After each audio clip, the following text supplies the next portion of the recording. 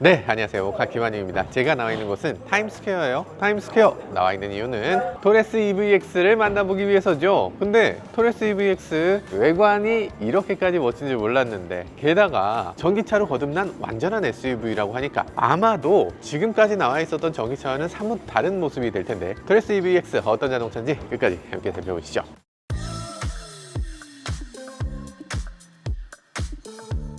주차할 때 전진 후진하잖아요. 전진 후진할 때 보면 후진 안 들어갑니다. 한 번 더 해야지 후진이에요. 웃기죠? 잠깐만, 전진 좀 해야 되겠다 라고 하면 안 들어갑니다. 한 번 더 해야지 전진이에요. 이거 좀 헷갈릴 것 같아요. 전자식 기어 시프터를 쓰는 거에 대해서 불만은 없지만 자동차 회사들마다 다 방식이 다르다는 거, 두 번을 눌러야 된다는 거, 요거 좀 웃기다는 생각이 듭니다. 다른 회사들은 어떻게 하고 있나? BMW는 그럼 이렇게 하나? 아닙니다. BMW는 이렇게 하지 않죠. BMW는 한 번 누르면 여기서 D로 들어갑니다. 한 번 누르면 여기서 R로 들어가요. 그러니까 N을 넣으려면 오히려 살짝 올려야 돼. 넘기는 스위치가 두 단계로 돼 있어서 보통은 세게 움직이다가 뉴트럴 놓으려면 살짝만 움직이는 형태로 그렇게 만들어져 있어요. 두 단계 스위치를 만들어야 될 부분인데 전진 후진 안 하고서 주차할 수 있어요? 못하죠. 그러니까 누구나 다 계속 움직여야 되는데 그때마다 두 번씩 눌러야 된다, 아니면 누르고 기다려야 된다. 이게 조금 헷갈릴 수 있는 부분. 이 자체가 두 번씩 조작해야 되는 게 이게 불편함이 꽤 커요. 요거를 아마 잘 만들 거였으면 이 스위치를 두 단 스위치로, 약간 올렸을 때 뉴트럴, 많이 올렸을 때 후진, 이런 식으로 만들어 줬어야 되지 않나 하는 생각이 들어요.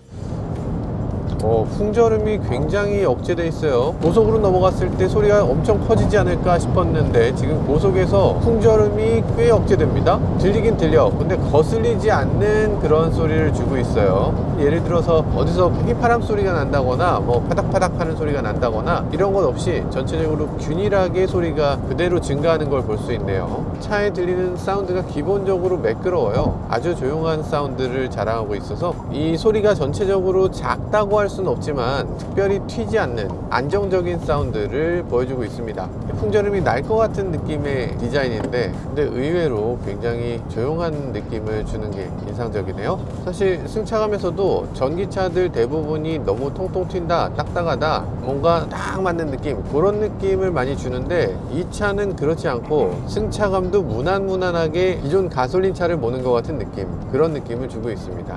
굳이 엠블럼을 여기다 박았어야 했을까요? 이 쌍용 수출 엠블럼은 이제는 사용되지도 않잖아요. 이 차에 있지도 않아. 이 차에 있지도 않은 엠블럼을 굳이 여기다가 박아야 되나? 이게 무슨 그림이에요? 라고 얘기했을 때 어떻게 답합니까? 답할 수가 없잖아요. KG라고 영어로 써? 그것도 좀 지금 KG 모빌리티 보면 자동차 뒤에 기존엔 KG 모빌리티라고 이렇게 쭉 썼어요. 그것에 대해서 많은 분들이 자동차 회사 이름을 풀네임을 쓰냐, 이상하다 라고 했더니 이제는 KGM이라고 바꿔 붙였습니다. 자동차 회사가 엠블럼을 만들든가 아니면 쓰지 말든가 하지, 그거를 KGM이라고 쓴다는 게 너무 이상하죠. 그것도 엠블럼이 정해진 것도 아니야. 적당히 그냥 마치 문방구에서 레터링을 사다 붙이는 것처럼 그렇게 붙여놨어요. 207마력을 내고 있는데 생각보다 넉넉한 그런 출력이라고 할 수 있어요. 코너링 느낌 좋습니다. 정말 우여곡절 끝에 출시를 한 거죠. 지금 토레스 전기차의 가격이 5천만 원입니다. 5,003만 원. 서울시에서 보조금, 세제 혜택까지 전부 받으면 3,880이 나온다고 해요. 가솔린하고 대등한데? 그런 생각이 들잖아요. 아니 3,800만 원이면은 토레스 풀옵션을 보면 3,400만 원 정도면 살 수 있어요. 밝기를 최대로 밝게 해도 너무 어두워요. 지금 기본적으로 디스플레이를 너무 어두운 걸 넣었어요. 기존 토레스는 여기에 이렇게 덮개가 있으니까 그렇게까지 어둡게 느껴지지 않았는데, 지금 토레스 EVX는 파노라믹으로 디스플레이 형태를 바꾸고 나니까 이 디스플레이가 어두운 게 너무 눈에 거슬리게 느껴지네요. 여러분들은 뭘 것 같습니까? 이걸 움직였을 때 이게 무슨 일이 벌어질 것 같습니까? 모르시겠죠? 요건 오디오 볼륨입니다. 진짜 엽기적인 인터페이스입니다. 그래서 인포폰 자기도 모르게 끝까지 올려놓고 비청이 떨어져 나갈 뻔했어요. 뭔가 움직임이 자연스럽진 않죠. 근데 너무 심한데? 중간 단계는 스킵하고 지금 이렇게 한 칸씩 넘어간다는 게 너무 이상한데요? 그래픽이 실제 요 막대 그래프를 여러 가지로 보여주는 게 아니고 몇 개의 그래픽이 이렇게 선택돼 있고 그 중에 하나씩 보여주는 것 같아요. 많은 분들이 요거 조금 이상하다고 느끼실 것 같습니다. 계기판에 지금 문제가 있어요. 주행 느낌 되게 좋네요. 다른 거 특별히 바뀐 게 아니거든요. 서스펜션을 뭐 굉장히 좋게 했다거나 뭐 이런 게 아니에요. 그냥 전기차일 뿐인데 그 전기차라는 그 자체가 차를 이렇게 더 고급스럽게, 더 조용하게, 더 안정적인 주행 감각을 제공하도록 이렇게 만들어 놓은 걸 볼 수 있네요. 급차선 변경할 때 살짝 기울어지는 느낌이 있고 약간 무너지는 느낌이 있는 것도 사실인데 뭐 괜찮습니다. 이 정도라면 뭐 그렇게 나쁜 편은 아니에요. 요즘 들어서 자동차들이 안티롤바를 굉장히 잘 사용하고 그러면서 차가 기울어지는 걸 잘 막아주는 편인데 이 차는 그렇지는 않고 스테빌라이저를 조금 느슨하게 사용하면서 어느 정도 승차감을 더 위주로 세팅한 걸 볼 수 있네요. 뒷바퀴 쪽에 스테빌라이저가 조금 약해서 약간 따라오는 게 조금 늦다 이렇게 느끼실 수도 있을 것 같네요.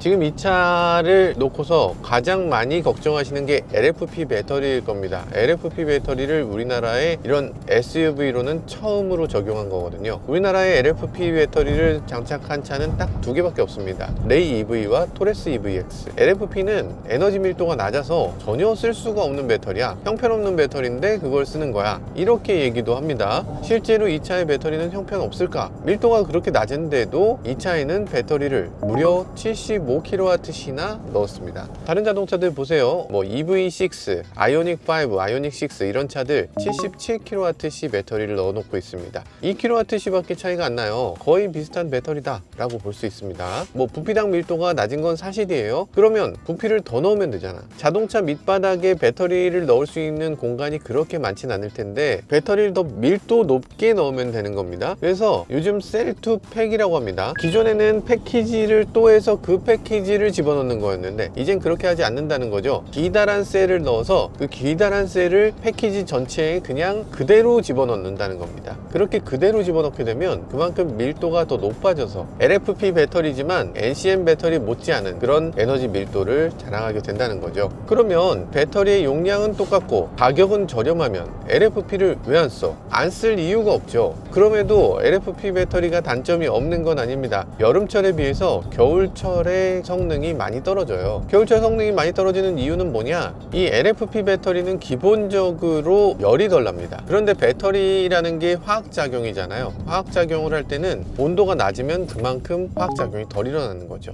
배터리는 온도가 30도에서 40도 정도일 때 최적의 성능이 나오는데 근데 겨울철은 영하 7도, 영하 10도 이런 식으로 떨어져 있을 때 보통 NCM 배터리 같은 경우는 겨울철에도 배터리가 작동되다 보면 배터리 자체에 열이 올라요. 근데 LFP 배터리는 원래 열이 오르지 않기 때문에 겨울철이 되면 이 낮은 온도에서 계속 작동해야 되는 거죠. 그런데 LFP 배터리의 장점이 뭐냐면 열이 오르지 않으니까 배터리의 내구성이 우수해요. 오랫동안 사용해도 그 처음 성능을 그대로 유지할 수 있다는 게 LFP의 큰 장점이죠. 보통 NCM 배터리보다 2배 이상의 내구성을 갖고 있다고 보고 있습니다. 냉각을 덜 시켜도 된다는 점에서는 큰 장점이라고 할 수 있겠지만 겨울철에는 그것 때문에 배터리가 너무 차가워서 오히려 성능이 제대로 나오지 못하는 그런 단점도 있게 되는 거죠. 화재 위험성 오히려 낮아요. 물론 NCM 배터리도 화재 위험성 극히 적습니다. 예전에 코나 EV 같은 경우는 오류가 있어서 리콜까지 실시했잖아요. 정말로 문제가 있었던 거고 이제 전기차들은 그렇게 화재가 발생하는 경우가 거의 없죠. KG 모빌리티는 이 차 배터리 파워트레인의 보증을 100만 킬로 해줍니다. 99만 킬로에서 맛이 가면 그때라도 해준다는 거거든요. 그렇게 해도 품질이 떨어지지 않는다는 걸 확고하게 믿고 있다는 거예요. 물론 그렇다고 조금만 열화돼도 무조건 바꿔주냐? 그건 아닐 것 같고요. 당연히 열화도가 일정 수준 이하가 됐을 때 바꿔줄 텐데 그게 몇이나 될지 그것에 대해서는 아직 공개는 안 돼 있습니다.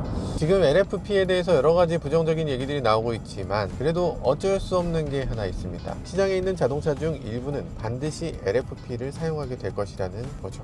그러면 LFP 배터리에 대해서 비난하고 계신 분들, 이 NCM 배터리의 원자재를 사용하는 그런 부품사 주주님들이 굉장히 그런 것에 민감하신데 예를 들어서 쌍용이 지금 LFP를 쓰니까 KG는 물러가라 뭐 이런 얘기, 테슬라가 LFP를 쓰니까 테슬라 물러가라, 현대기아가 LFP 쓰니까 현대기아 물러가라. 그러면 NCM 배터리는 누가 사주죠? 그거를 만드는 회사들이 LFP도 선택하고 NCM도 선택하는 겁니다. 그렇게 전기차를 욕하면 욕할수록 여러분들의 주식이 떨어지는 거예요. 거예요. 전기차라는 게 다 전기차지, 전기차에 대해서 막 욕하고 겨울에 쓰레기인 전기차가 있어요 이렇게 얘기하면 그 LFP 배터리 전기차만 문제고 NCM 배터리 전기차는 다 좋아 이렇게 받아들여질까요? 그렇게 안 됩니다. 일반인들이 전기차를 바라볼 때 그냥 전기차라고 바라보지 어떤 배터리를 썼는지까지 그렇게까지 구체적으로 바라보지 않습니다. 그래서 여러분들이 하셔야 될 일은 전기차가 나쁘다가 아니라 전기차 좋다, 전기차에 적극적으로 하는 현대기아 잘한다, NCM 배터리 어마어마하게 팔아주고 있고 지금 배터리 주식 올라가는 거 사실은 테슬라 덕분인데 테슬라가 그렇게까지 열심히 하는 거 잘하고 있다라고 얘기해 줘야 돼요. 그래서 지금은 싸우고 서로 반목하기보다는 전기차가 제대로 안착하고 다양한 시도들 응원하고 전기차의 라이프 스타일이 얼마나 다른지 얼마나 좋은지 이런 것들을 적극적으로 어필해 줘야만 이 전기차 시대가 열리는데 도움이 될 수 있을 거라고 생각됩니다.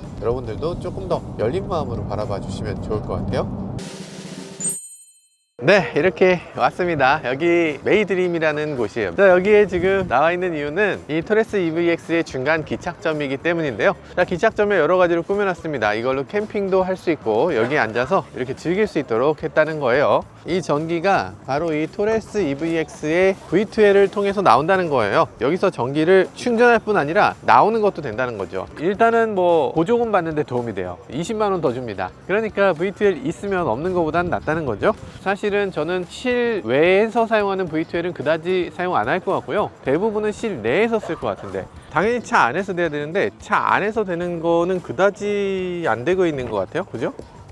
아, 이렇게 차박을 해라. 한번 들어가서 앉아보도록 하죠. 넓어요. 괜찮아요. 한숨 자고 갑시다. 머리 공간이 조금 작다는 건 좀 아쉬운 점. 그런데 어쨌든 이렇게 차 밖으로 몸을 내밀고서 여기서 이렇게 즐길 수 있는 거, 요건 또 좋은 점이라고 할 수 있겠네요. 그리고 차박하는 사람들을 위해서 꼭 필요한 게 하나 있습니다. 이런 버튼. 이 버튼은 뭐냐면 트렁크를 여닫는 버튼이에요. 차 안에서 자고 나면 이 트렁크를 열 때 차 밖으로 나가서 트렁크를 열어서 이렇게 해야 되잖아요. 그게 아니라 트렁크 버튼을 누르면 바로 이렇게 닫힌다. 아, 잠깐만, 내 다리. 네, 열고 닫을 수 있다라는 거고요. 여기 2층에도 이렇게 캠핑할 수 있는 여러 가지 장치들을 만들어 놓고 있어요. 이야, 루프탑 텐트 저는 사실 이해를 못 했거든요. 아니, 왜 도대체 루프탑에 가서 사는 거야? 라고 생각했는데 되게 넓고 되게 편안한데? 어쨌든 지금 이것만 볼 건 아니고요. 저희가 탔던 차가 워낙 깡통이니까 깡통은 좀 인테리어가 좀 별로였어. 근데 이 차는 그렇지 않습니다. 인테리어 한번 보시죠. 오, 훨씬 난데? 훨씬 예쁘잖아요. 지금 인테리어 컬러 회색 그리고 밝은 회색 이렇게 두 톤으로 만들어 놓고 있는데 괜찮은 컬러 보여주고 있고요. 아니, 이런 말 제가 드리게 될 줄은 몰랐지만 예뻐요. 야, 이거 옵션 잘 선택해야 되겠습니다. 잘못하면 큰일 나겠어요. 실제 직물은 아니지만 직물 같은 효과를 주는 이런 부분도 아주 세련되기도 했네요. 이렇게 다른 소재를 이용하는 거, 이런 것들 비용을 다 들여서 만든 거잖아요. 굉장히 잘했고요. 밝고 명랑한 실내라는 생각이 들어요. 이런 거라면 만족스럽습니다. 아, 스티어링 휠도 컬러가 이렇게 너무 젊다는 느낌이 들긴 하는데 그냥 블랙이었어도 괜찮겠다 그런 생각이 들긴 합니다. 스티어링 휠의 버튼들은 케이지가 여기까지밖에 못하는 거지 좀 그런 아쉬움이 있습니다. 이걸 조금 더 고급스럽게 만드는 게 아무것도 아니잖아요. 근데 그거 조금 고급스럽게 만드는데 비용이 어마어마하게 들어요. 그렇기 때문에 이걸 원하는 만큼 업그레이드를 할 수 없는 부분이 있는 거죠. 버튼들이나 뭐 이런 것들 위치나 뭐 그런 거 나쁘지 않습니다. 지금 약간 EV6를 보는 것 같은 그런 느낌이 들긴 하는데 아래쪽에 수납 공간 더 있는 것도 이것도 좋아 보이네요. 여기 USB가 두 개가 있습니다. 근데 이거 어지간한 USB하고 좀 달라요. 이 USB는 PD입니다. PD라고 해서 USB 급속 충전을 지원하고요. 급속 충전 속도 27W까지 지원하는 걸 볼 수 있어요. 최신 핸드폰들은 급속 충전을 지원하죠. 그래서 아주 빠른 속도로 충전할 수 있는 그런 옵션을 보여주기도 하네요. 인테리어에 이런 식으로 계기판 그리고 센터 디스플레이 이런 식으로 하나로 연결돼서 굉장히 시원하게 보이는 거, 그리고 가로로 쭉 뻗어서 굉장히 넓은 실내를 보여주는 것 같이 이렇게 시원한 느낌을 주는 게 이번 토레스의 특징이라고 할 수 있겠네요. 여기 무선 충전 패드가 별도로 자리 잡고 있고요. 무선 충전 패드는 이런 식으로 집어넣게 되어 있는데 뭐 핸드폰 들어갔는데 문제는 없어 보입니다. 넣은 상태에서 충전 상태가 어느 정도 보입니다. 이런 것들도 좋은 점이라면 좋은 점일 수 있겠네요. 저는 충전 패드를 여기다 달았으면 어땠을까 그런 생각이 들어요. 이걸 여기다 달았으면 어느 정도 폰도 더 보이고 그러면서 충전 상태도 더 잘 볼 수 있었을 텐데 뭐 그런 생각이 드네요. 여기는 핸드폰 핸드폰을 이렇게 세워놓으라는 의미인 것 같은데, 핸드폰을 이렇게 세워놓고 요 밑에 케이블을 넣을 수 있는 구멍이 하나 제공되고 있어요. 그래서 이 구멍에다가 케이블을 꽂아서 여기다가 핸드폰을 이렇게 세워놔라, 이런 의미로 보여지죠. 그리고 이거 좀 순정인데 벌집 매트를 쓰고 있어요. 이 벌집 매트는 어떤 것이냐, 먼지를 빨아들이긴 하고 끄집어내진 않는 거예요. 먼지를 흡수만 하고 빠지진 않으니까 실내 먼지를 잡아주는 효과가 있다, 이런 얘기들을 많이 하는데요. 완전히 잘못된 생각이죠. 먼지가 안 나올 수가 있어요? 반드시 나오지. 먼지가 들어갔으면 어떻게든 나오는 겁니다. 그러면 이걸 청소할 수 있냐? 청소할 수가 없어. 이게 벌집 매트니까 진공 청소기가 공중에 떠 있다고 생각해 보세요. 공중에 떠서 진공을 빨아들이기 때문에 실제로 그 안에 있는 먼지를 빨아들일 수가 없습니다. 이걸 물로 어떻게 씻어? 물로 씻으면 그 안에 제대로 청소가 됩니까? 역시 또 안 되죠. 그러다 보니까 그 안에서 곰팡이가 쓸게 되고 균이 자라게 되고 그런 문제가 계속 생겨요. 그래서 벌집 매트는 이걸 발견하시는 즉시 일반 카페트 매트로 교체를 하시거나 아니면 고무 매트로 교체하시거나 하는 게 건강에 훨씬 더 도움이 되실 겁니다. 네, 이 차에 독특한 점이 하나 있죠. 뭐냐면 이런 소리 나는 거. 열었을 때 이런 소리, 잠궜을 때 이런 소리. 차 밖으로 스피커가 있어요. 그 스피커를 이용해서 웰컴 사운드를 밖으로 내보내고 있습니다. 이런 것들 적극적으로 해주면 좋잖아요. 현대기아는 왜 이런 거 없죠? 소리도 좀 더 크게, 좀 더 자신감 있게 해줬어도 좋지 않았을까, 그런 생각이 들어요. 어쨌든 다시 돌아가서 뒷좌석은 또 어떤 느낌이 드는지도 간단히 보도록 하겠습니다. 그리고 주행 더 하면서 저희가 미처 못 봤던 것들 좀 더 보도록 할게요. 자, 출발하시죠. 약간 좀 묘한 면이 있었어요. 제가 저기서 여기까지 올 때 시동 걸고 있으니까 그냥 차가 중립이 돼서 앞으로 내려왔거든요. 그러니까 차가 흘러내려오는 상황인 거죠. 제가 파킹을 별도로 채우지 않았으니까. 근데 그 상황에서 차가 움직일 때 핸들이 돌지 않습니다. 핸들이 빡빡해서 N모드에서 차가 흘러내려갈 때 운전자가 못 돌릴 수 있을 것 같아요. 이게 저는 조금 프로그램에서 약간 문제가 있지 않나? 그런 생각이 들어요. 시동 걸었는데 왜 N이 됐지 근데? 아, 이게 어떤 상황인지 알겠다. 시동을 걸고 후진해서 D를 넣는다고 하고 N을 넣은 거예요. N 넣은 상태에서 시동을 걸고 되네? 좀 전엔 안 됐는데? 자, 딱딱해졌고요. 여기서 시동을 걸면 아직 안 풀렸고요. 여기서 N을 넣으면 차는 앞으로 가는데 핸들은 안 돌아가는 상태, 이런 상태가 돼요. 지금 몇 번 테스트 해보면 이런 상황으로 들어갈 수 있거든요. 그래서 요거 차가 비탈해서 내려가는 상황에서 D에서 R로 옮기다가 중간에 N이 들어갈 수 있어요. 실수로 N이 들어간 상태에서 핸들이 돌아가지 않는 이런 상황이 생길 수 있기 때문에 운전자는 이걸 조심하셔야 되고 KG는 이걸 고쳐주셔야 됩니다. 자, 뒷좌석으로 넘어가 보도록 하죠. 흰색이 훨씬 낫네요. 검정색 인테리어 너무 캄캄하다. 요거는 좀 아니지 싶네요. 자, 뒷좌석에 앉았을 때 이런 식으로 여기 크롬이 있어서 약간 더 화려하게 보여지는 부분도 있습니다. 옷걸이 같은 역할도 해줄 수 있고요. 그리고 손잡이 역할도 해줄 수가 있어요. 그리고 이런 식으로 이렇게 테이블을 만들어서 쓸 수도 있습니다. 이렇게 핸드폰 놓는 용도로도 사용할 수 있어요. 굉장히 고급차들이나 있는 것 같은 그런 기분인데 큰 돈은 들지 않으면서 이 뒷좌석에서 엄청 특별한 기능들을 갖고 있는 것 같이 그렇게 느껴지잖아요.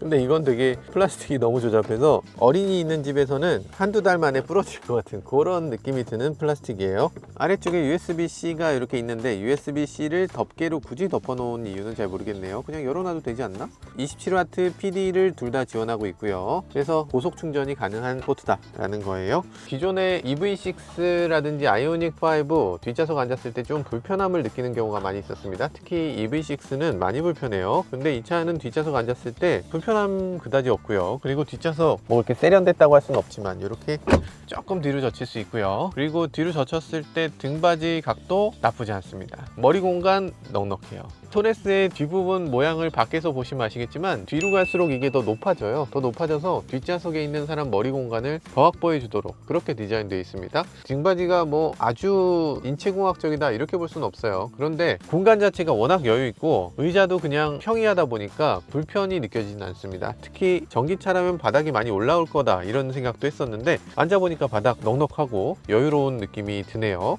밑으로 지금 공간이 살짝 뜨는 정도? 다리를 뻗으면 그냥 허벅지가 다 붙는 정도, 이 정도의 뒷좌석을 보여줍니다. 이야, 이거 괜찮은데? 네, 일단 트렁크를 열어보도록 하죠. 손잡이 여기 있을 것 같은데 여기 있어요. 그러다 보니까 전체적으로 번호판이 약간 이쪽으로 쏠려 있는데 이게 조금 불편해요. 번호판이 아예 쏠려 있으면 괜찮은데 약간 쏠려 있으니까 센터인 듯 아닌 듯 약간 불편한 느낌으로 있어요. 자, 트렁크 열어보면 이런 느낌입니다. 지금 굉장히 넉넉한 트렁크 공간을 보여주고 있고요. EV6라든지 이런 차들 보면 이렇게, 아이오닉을 보면 그냥 이렇게 트렁크 공간이 그렇게 넓은 차가 별로 없어요. 그다지 없는데 트렁크를 이렇게 넉넉하게 보여주니까 아주 여유로워 보이고요. 리터로 따져도 보통 아이오닉5라든지 EV6라든지 이런 차들의 트렁크 공간은 500 몇십 리터 정도, 그러니까 600리터가 채 안 됩니다. 근데 이 차는 750리터를 자랑하고 있어요. 아래쪽에 러기지 보드가 있는데 러기지 보드를 열고 나면 800리터가 넘는 공간을 보여줍니다. 위로 이만큼 더 실을 수 있다는 것도 자랑하고 있네요. 실제로 VDA라든지 유럽의 테스트 기준에는 사실 요 위까지 쌓는 걸 보여주진 못하고요. 여기까지만 실어야 되는데 아마 자체 기준에서 그렇게 표현을 하고 있는 것 같아요. 그리고 이렇게 러기지 스크린을 제공하고 있습니다. 현대기아가 이 러기지 스크린을 안 줘요. 근데 러기지 스크린 있으면은 나름 이렇게 괜찮거든요. 짐을 좀 감출 수도 있고 좋지 않나? 폴딩 당연히 이렇게 잘 되고요. 트렁크 공간도 아주 만족스럽습니다.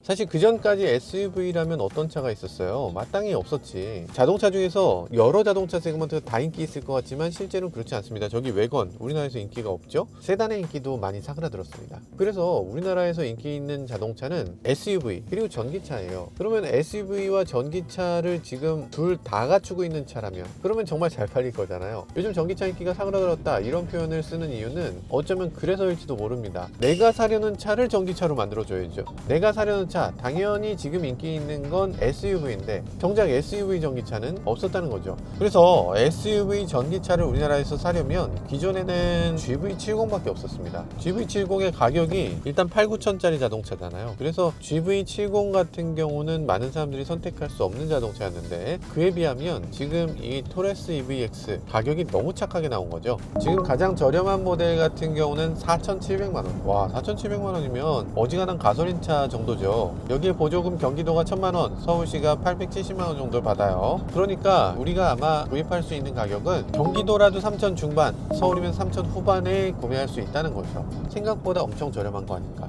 가솔린 토레스하고 비교해도 그렇게까지 큰 차이는 아닌 것 같아요. 상품성으로서 너무 훌륭하다 그런 생각이 듭니다. 타이밍이 너무 아쉽죠. 토레스 광고에도 보면 토레스 9월 11일 출시 이렇게 써 있거든요. 광고까지 하고서 2개월을 밀렸다는 건 이건 정말 말이 안 되는 일이죠. 지금도 출시가 아닙니다. 지금 저희가 타는 건 시승이지 출시가 아니에요. 이 차의 2개월 딜레이는 굉장히 뼈아파요. 전기차를 11월에 출시한다는 건 너무 바보 같은 선택이죠. 왜냐하면 전기차 보조금이 보통 11월, 12월 초에 끝나요. 그래서 12월 달에는 어차피 전기차를 못 팝니다. 게다가 1월 달에는 다음 해 전기차 보조금이 시행되기 전이에요. 전기차는 12월, 1월을 그냥 팔지 않는 달 이렇게 보는 게 일반적인데 그런데 이 차를 11월에 출시한다고? 게다가 겨울이 되면 주행거리가 짧아진다고 했잖아요. 차 산 사람이 주행거리 테스트했을 때 주행거리가 당연히 적게 나올 거 아니에요. 그래서 자동차의 품질에 대해서도 의구심을 갖게 되는 달, 그게 12월인데 이걸 11월에 출시했다는 건 결국에는 그런 문제를 불러일으키게 될 것 같습니다.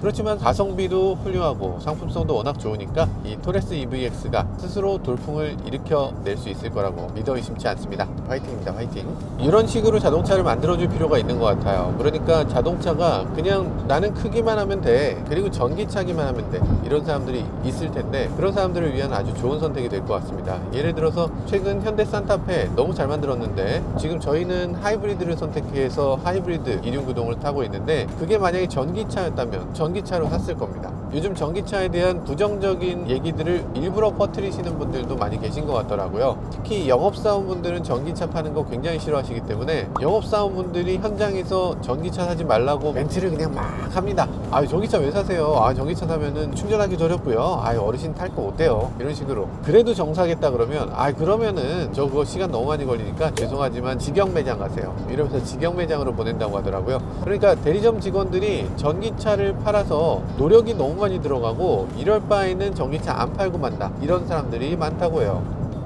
네, 고속 주행 안정성이 좋으냐? 그 부분에 대해서는 굉장히 잘 만들어졌거나 그런 주행 감각은 아니긴 해요. 아마도 이 차의 최고 속도는 160 몇 정도? 그 이상으로 나가는 차는 아닐 것 같아요. 근데 그 정도 속도로 달릴 때 꽤 안정감 있고 소리가 그렇게까지 커지거나 듣기 싫은 소리가 나지 않으니까 다루기 좋은 그런 자동차라는 생각이 드네요. 일단 뭐 인포콘이라는 시스템은 좋죠. 네이버 클로버하고 함께 하는 거라서 네이버 클로버의 음성인식 그리고 기능들 다 작동된다는 점에서 아주 좋고요. 아쉬운 점도 있습니다. 일단 작동이 너무 어렵고요. 이렇게 나왔으면 이 배경 조금 더 사라지게 했어야죠. 이거 반투명하게 보이려는 건 알겠는데 그래도 보여야지. 그리고 왼쪽에 메뉴들 좀 살아 있어야죠. 메뉴 어디 갔어? 이거 왜 메뉴가 사라져요? 포스트잇처럼 계속 팝업으로 뜨는 게 너무 이상하거든요. 팝업이라는 이 인터페이스가 모든 인터페이스 중에 최악이에요. 어쩔 수 없는 경우를 제외하면 팝업을 기본 디자인에서 넣는 경우는 거의 없어요. 근데 기본 디자인의 팝업을 자동차에서 쓴다는 게 너무 이해가 안 돼요. 기본적으로 색깔이 계기판하고 센터 디스플레이 색깔이 너무 다른데 똑같이 지금 내비게이션을 띄워놔도 너무 다르거든요. 요 품질로 가든가 요 품질로 가든가 둘 중에 하나로 했어야지 분명히 더 밝게 할 수 있는데 왜 이거밖에 안 했는지 모르겠어요. 버닝 같은 걸 걱정하는 건가요? 내기순환, 뭐 열선 스위치 이런 거 아무것도 없습니다. 버튼이 아예 없고 오로지 버튼이라고는 지금 비상등 스위치 하나 있는데요. 왜 버튼을 이렇게까지 없앴죠? 재미있는 건 이 차에는 비상등 스위치가 두 개가 있는데 하나는 여기 있고 하나는 여기 있어요. 누르면 3번의 깜빡을 해줍니다. 사실 이건 비상등이 아니라 미안등이죠. 미안등을. 쌍용은 전통적으로 이 미안등을 여기다 달고 있어요. 껴들거나 했을 때 이렇게 켜라는 거지. 그래서 이렇게 비상등 하나밖에 없는데 이 버튼들 다 어디 갔냐? 이 안에 들어갔습니다. 이 안에 들어갔으면 그걸 액세스하기 편하냐? 굉장히 어려워요. 예를 들면 열선 시트를 켤 일이 굉장히 많을 거잖아요. 이 차는 온도에 따라서 열선 시트가 자동으로 켜지는 기능이 없습니다. 온도 조절도 없어. 온도가 이 안에 있어야지 맞죠? 디스플레이 안으로 들어갔으면 항상 보이는 자리에 있어야 되잖아. 근데 없어요. 이 안에 들어가서 온도를 여기서 조절해야 돼요. 아이콘도 좀 황당합니다. 뭔가 정리가 안 된 느낌이 들어요. 이거 뭐 지금 저희가 음악을 틀고 있나 봐요. 아니 이거 뮤트로 했으면 음악이 정지해야 되죠. 왜냐면 이거 정지 안 하면 데이터도 계속 쓰는 거고 뮤트 버튼이 볼륨 옆에 있어야죠. 소리끼리 묶여 있어야죠. 지금 여기 보면 메뉴들이 다 묶여 있지 않은 것들이 되게 많습니다. 이 인터페이스는 정말 너무나 쉽지 않은 인터페이스예요. 만약에 KG가 현대랑 차별화된 뭔가를 하고 싶었으면 센터 디스플레이 키웠어야 됐어요. 이걸 똑같이 할 게 아니라 똑같이 하면 당연히 더 뒤떨어집니다. 똑같을 수가 없어요. 현대기아가 이걸 1년에 200만 개씩 만들어요. 200만 개씩 이걸 만들어서 붙이는 현대기아하고 몇 대나 만들겠어요? 토레스 EVX를 연간 5,000대 많아야 10,000개 팔 수 있을까 정도. 그런 토레스 EVX에 유일하게 이걸 집어넣는다는 것은 같은 부품일 수가 없다는 얘기죠. 당연히 부품의 퀄리티가 떨어질 텐데 그러면 여기서 뭔가를 보여줬어야죠. 우리는 현대기아를 따라하는 게 아니라 현대기아를 넘는 무엇이 있어. 부품의 퀄리티는 비록 나쁘지만 현대기아 디스플레이 가로로 길잖아. 그거 갖고 영화 볼 수 있어? 우리는 16:9 디스플레이를 여기다 달고 있어서 영화 볼 수 있어. 거기에 디스플레이 안에 여러 가지 기능들이 그냥 현대기아보다 훨씬 쉽게, 훨씬 다양하게, 인포테인먼트도 훨씬 우수하게, 유튜브도 돼. 그게 안 될 이유가 있나요? 당연히 되지. 현대기아보다 조금 못한 부품으로 훨씬 더 우수한 기능을 제공해 줬어야 된다고 생각됩니다. 근데 지금은 현대기아하고 똑같이 따라하기를 하셔서 그래서 이게 현대기아에 비해서 다소 떨어진다라는 느낌을 사람들한테 주고 있는 게 너무나 안타까워요. 지금 인포콘으로 여러 가지 할 수 있는데 이 인포콘으로 하는 것처럼 영상도 좀 제대로 볼 수 있게 그렇게 만들어주면 더 좋을 것 같고요. 이 차는 전기차니까 전기차 충전하는 동안에 차 안에 머물러야 되는 경우도 분명히 있거든요. 지방에서 밤늦은 시간에 정말 고속도로 휴게소도 문을 닫은 시간 그런 경우 있어요. 그런 경우에 휴게소 충전했을 때 차에서 나갈 수도 없습니다. 나가면 어디 갈 거야. 그런 상황에서 차에 머무를 때 이렇게 큰 디스플레이가 있는데 사람들은 영상을 이걸로 보게 되죠. 이렇게 이 디스플레이가 뭐 난 충분하다 하시는 분들 계시겠지만 여기 놓고 보면 이렇게 작아요. 그래서 이 디스플레이에서 영상이 플레이되는 게 정말 좋을 것 같아요. 첫술에 배부를 리가 없죠. 더 좋아질 겁니다. 이런 것들은 무선 업데이트를 통해서 더 좋아질 수 있는 부분이니까 더 좋아지기를 기대해 봅니다. 네, 360도 서라운드 뷰가 이렇게 있어요. 근데 그것도 터치 안에 들어있어서 그거 처음에 좀 익숙해지는데 시간이 좀 필요할 것 같습니다. 아니 근데 이걸 이렇게 했으면 차 밑에도 보여줘야지. 차 밑에 안 보여주고 차만 두면 이제 뭐해. 지금 화질이 좋아서 360도 서라운드 뷰 했을 때 나름 괜찮은 화질을 보여주고 있어요. 앞바퀴 옆에 연석을 얼마나 가까이 가고 있는지 이런 것들을 보여주는 기능이 있으면 좋거든요. 이게 없어서 조금 아쉽네요. 그리고 이거 이렇게 되면 삐삐삐삐 해야 되잖아요. 왜 안 해?